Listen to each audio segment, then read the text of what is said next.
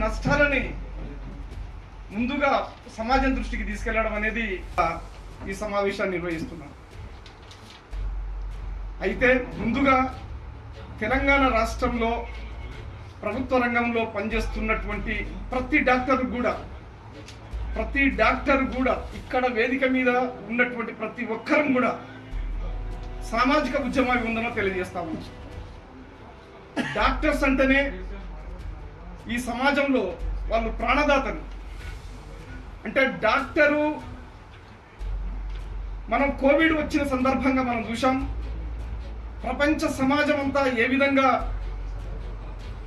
నలిగిపోతున్నటువంటి సందర్భంలో తెలంగాణ ప్రాంతంలో ఉన్నటువంటి డాక్టర్లు, ప్రభుత్వ డాక్టర్లు అనేక శ్రమ కోర్చి కోవిడ్ని ఎదుర్కోవడంలో, ఈ సమాజాన్ని కాపాడడంలో, మెజార్టీ ప్రజల్ని కాపాడడంలో వాళ్ళ శక్తి, వాళ్ళ మేధస్సు అంత చిన్నదేం కాదు. అయితే ఇవాళ మొత్తం ప్రభుత్వ రంగంలో 20,000 మంది డాక్టర్స్ ఉన్నారు తెలంగాణలో. అంటే ఈ 20,000 మంది ప్రభుత్వ డాక్టర్స్ 3 రకాలుగా ప్రభుత్వ విభజన చేసి ప్రభుత్వం ప్రజలకు వైద్యాన్ని అందిస్తున్నది. ఒకటి వైద్య విధాన పరిషత్, దానికి కమిషనర్ ఉంటాడు, మీ అందరికి తెలుసది. కమిషనర్ కూడా, వైద్య విధాన పరిషత్ యొక్క కమిషనర్ కూడా డాక్టరే. అదేవిధంగా director of medical and health, అతను కూడా డైరెక్టర్ కూడా డాక్టరే. ఇంకా డైరెక్టర్ ఆఫ్ హెల్త్. ఈ 3 విభాగాలలో మొదటిది వైద్య విధాన పరిషత్ అనేది కేంద్ర రాష్ట్ర ప్రభుత్వాలు ఉమ్మడిగా ఆర్థిక సహకారంతో వైద్య విధాన పరిషత్ నిర్వహిస్తాము. అదేవిధంగా director of medical and health, ఇది చాలా క్రియాశీలకమైంది. ఉమ్మడి రాష్ట్రంలో నుంచి ఈనాటి తెలంగాణ రాష్ట్రం వరకు కూడా. అంటే ఎందుకు అంత ప్రాధాన్యత ఉన్నదంటే, director of medical and health ఇక్కడ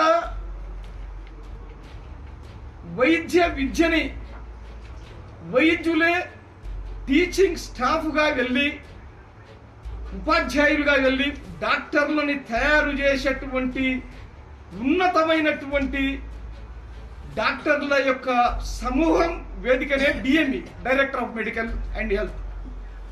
అంటే ఇక్కడ మనం కొన్ని విషయాలని ఇవాళ సమాజం దృష్టి తీసుకెళ్తాము.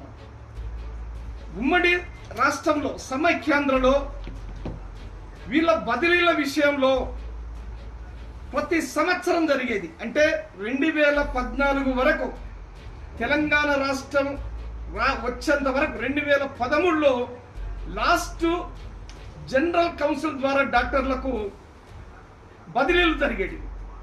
ఈ బదిలీలు ఎలా జరిగేటివి అంటే, డిఎంఈ రూల్స్ ప్రకారంగా 2 సంవత్సరాలు పూర్తి చేసుకున్నటువంటి సర్వీస్ పూర్తి చేసుకున్నటువంటి డాక్టర్కు, అదేవిధంగా 5 సంవత్సరాలు తెలంగాణ రాష్ట్రంలో కానీ ఆనాడు ఉమ్మడి రాష్ట్రంలో కానీ సర్వీస్ పూర్తయిన వాళ్ళు కౌన్సిలింగ్ ద్వారా వెంటనే వాళ్లకు ట్రాన్స్ఫర్స్ అనేటివి జరిగేటివి. ఇది ఎప్పుడు 2013లో జరిగినాయి. అంటే 2013 సంవత్సరానికి ముందు ప్రతి సంవత్సరం కూడా జనరల్ కౌన్సిలింగ్ ద్వారా ఈ యొక్క ట్రాన్స్ఫర్స్ జరిగేటివి.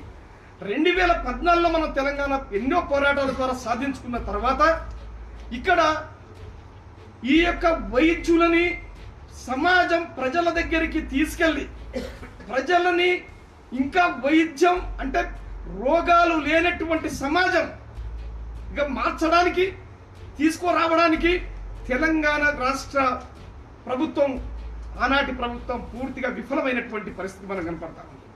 అంటే ఈ విషయాన్ని ఎందుకు చెప్పాలనుకుంటే 2014లో తెలంగాణ రాష్ట్రం వస్తే 2018 వరకు తెలంగాణ రాష్ట్రంలో ఎక్కడ కూడా ట్రాన్స్ఫర్స్ జరగలేదు. దీనికి కారణం వీళ్ళ నిర్లక్ష్యం, ప్రభుత్వం యొక్క నిర్లక్ష్యం మనకు స్పష్టంగా తెలుస్తా ఉంది. ఎందుకు అంటే అప్పటికే గ్రామీణ ప్రాంతంలో, అడవి ప్రాంతంలో అంటే వందలాది మంది డాక్టర్స్ అక్కడ పోయి వైద్య సేవలు అందిస్తూ భార్య, పిల్లలు, కుటుంబం, వ్యక్తిగత జీవితాన్ని కూడా దూరమై హైదరాబాదు నగరాలకు, పట్టణాలకు దూరంగా పోయి కూడా గ్రామీణ ప్రాంతంలో వైద్యం అందిస్తున్నటువంటి డాక్టర్లు అనేక మంది నిరుత్సాహానికి గురి అయినటువంటి పరిస్థితి ఉన్నది. 2018లో మళ్ళీ ఒక కౌన్సిల్ పెట్టారు, జనరల్ కౌన్సిల్ పెట్టారు.